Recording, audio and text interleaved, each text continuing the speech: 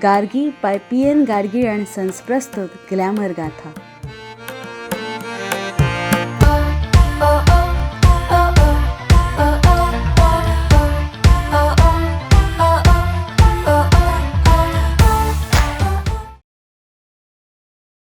नमस्कार रसिको, स्मृतिगंध प्रस्तुत ग्लॅमर गाथाच्या आजच्या एपिसोडमध्ये मी सौरभ तुम्हा सगळ्यांचं मनापासून स्वागत करतो.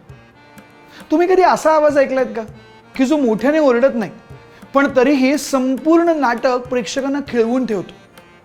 कधी अशी व्यक्ती पाहिली आहे का की जी स्वतःपेक्षा भूमिकेला मोठं करते आणि टाळ्यांचा आवाज थांबल्यानंतरही रंगमंचावरच राहते? आजची गोष्ट अशाच एका व्यक्तीची आहे की जिच्या उल्लेखाशिवाय मराठी रंगभूमीचा इतिहास अपूर्ण आहे. अशी एक अभिनेत्री जिने एका नाटकाच्या आधी 3 महिने फक्त चालण्याचा सराव केला होता.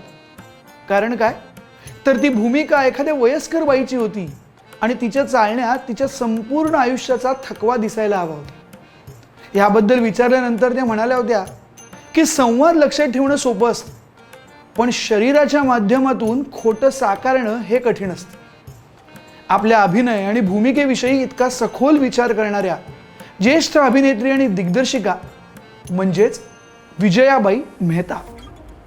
पूर्वाश्रमीच्या त्या विजया जयवंत. त्या नाट्यक्षेत्रात विजयाबाई ह्याच नावाने प्रसिद्ध आहेत. त्यांचा जन्म सुशिक्षित आणि सुसंस्कृत कुटुंबात दत्तात्रेय व भुराबाई ह्या दाम्पत्याच्या पोटी बडोदा म्हणजेच गुजरात इथे झाला.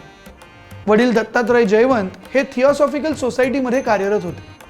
मुंबई विद्यापीठातून अर्थशास्त्र आणि राज्यशास्त्राची पदवी प्राप्त केल्यानंतर दिल्लीच्या राष्ट्रीय नाट्य विद्यालय म्हणजेच नॅशनल स्कूल ऑफ ड्रामामधून त्यांनी नाट्य प्रशिक्षक इब्राहिम अलकाझी आणि मर्जमान यांच्याकडून नाट्य प्रशिक्षण घेतले. पण त्यापूर्वी त्यांनी मुंबई मराठी साहित्य संघाच्या नाट्य शाखेतून अभिनेत्री म्हणून काम करायला सुरुवात केली होती. ऑथेल्लो नाटकाचं मराठी रूपांतर झुंजारराव या नाटकातील कमळजा या भूमिकेपासून विजया मेहतांचा मुंबई मराठी साहित्य संघासोबतचा प्रवास सुरू झाला. साहित्य संघाच्या नाटकातून त्यांनी प्रामुख्याने अभिनेत्री म्हणून संशय कल्लोळ, तुझं आहे तुझं पाशी, सुंदर मी होणार आणि मेनका या नाटकांमधून काम केले. विजया मेहता या 1960च्या दशकातील मराठी रंगभूमीच्या चेहरा होत्या. त्यांनी नाटककार विजय तेंडुलकर, दिग्दर्शक अभिनेते अरविंद देशपांडे आणि श्रीराम लागू यांच्यासोबत मुंबईत रंगायन या संस्थेची स्थापना केली.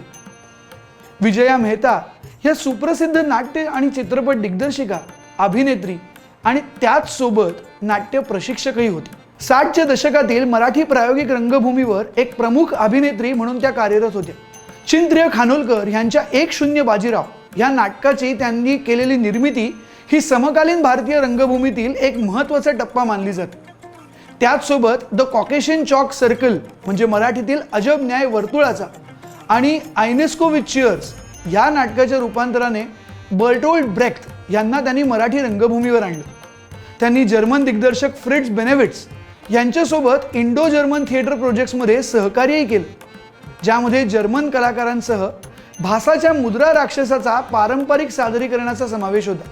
पेस्तनजी वगळता त्यांच्या बहुतेक कामांमध्ये त्यांच्या रंगमंचावरील नाटकांचंच चित्रपट आणि दूरदर्शनवरील रूपांतर समाविष्ट आहेत. दिग्दर्शनातील उत्कृष्टतेसाठी विजयाबाईंना 1975 सालचा संगीत नाटक अकादमी पुरस्कार मिळाला. 1986 मध्ये रावसाहेब मधील भूमिकेसाठी सर्वोत्कृष्ट सहाय्यक अभिनेत्याचा राष्ट्रीय चित्रपट पुरस्कार मिळाला. विजयाबाईंनी चित्रपट, टेलिफिल्म आणि दूरदर्शन मालिकांसाठीही काम केलं.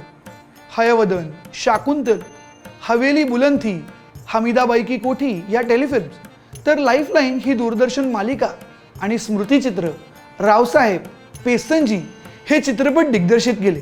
तसेच 1981 सालचा कलियुग, गोविंद निहलानी यांच्यासोबत 1984 सालचा पार्टी, अमोल पालेकर दिग्दर्शित 2006 सालचा क्वेस्ट ह्या चित्रपटातून अभिनेत्री म्हणून त्यांनी कामही केलं. त्या राष्ट्रीय संगीत नृत्य नाट्य केंद्र मुंबई या संस्थेच्या संचालिकाही होत्या 1993 सालापासून 2010 सालापर्यंत. तसंच राष्ट्रीय नाट्य विद्यालय म्हणजे नॅशनल स्कूल ऑफ ड्रामा नवी दिल्ली या संस्थेच्याही त्या अध्यक्षा होत्या. याशिवायच महाराष्ट्र शासन आयोजित नाट्य कार्यशाळांसाठी त्यांनी प्रशिक्षक म्हणून देखील काम केलं आणि मुंबई येथे स्टॅनली वेस्कीच्या अभिनय पद्धतीवर त्यांनी व्याख्यानही दिली. विजयाबाई यांनी केवळ अभिनय किंवा दिग्दर्शन केलं असं नाही, तर त्यांच्याकडून शिकलेल्या अनेक शिष्यांनी हा वारसा समर्थपणे पुढे चालवला. नाना पाटेकर, विक्रम गोखले, रीमा लागू, नीना कुलकर्णी, प्रतिमा कुलकर्णी, अमृता सुभाष हे आणि यांच्यासारखे असे अनेक उत्तम कलाकार त्यांनी घडवले आणि त्याचसोबत NSDच्या माध्यमातून अनेकांना मार्गदर्शनही केलं. जागतिक रंगभूमीची ओळख घडवणाऱ्या अनेक उत्तम कलाकृती आणि भूमिकांमधून रसिकांचं मनोरंजन करत मराठी रंगभूमीला एका वेगळ्या उंचीवर नेणाऱ्या बाई म्हणजेच विजया मेहता यांना आम्हा सगळ्यांकडून मानाचा मुजरा. त्यांची कुठली भूमिका किंवा नाटक तुम्हाला सगळ्यात जास्त आवडलं ते आम्हाला कमेंट सेक्शनमध्ये नक्की कळवा. त्याचसोबत अशाच वेगवेगळ्या व्यक्तिमत्वांविषयी सादर होणारे व्हिडिओज बघायचे असतील तर स्मृतिगंधच्या यूट्यूब चॅनलला सबस्क्राईब करायला विसरू नका. फेसबुक आणि इंस्टाग्रामवर सुद्धा आम्हाला फॉलो करा आणि पुन्हा एकदा आपली भेट होणार आहे पुढच्या एपिसोडमध्ये. तोपर्यंत बाय बाय.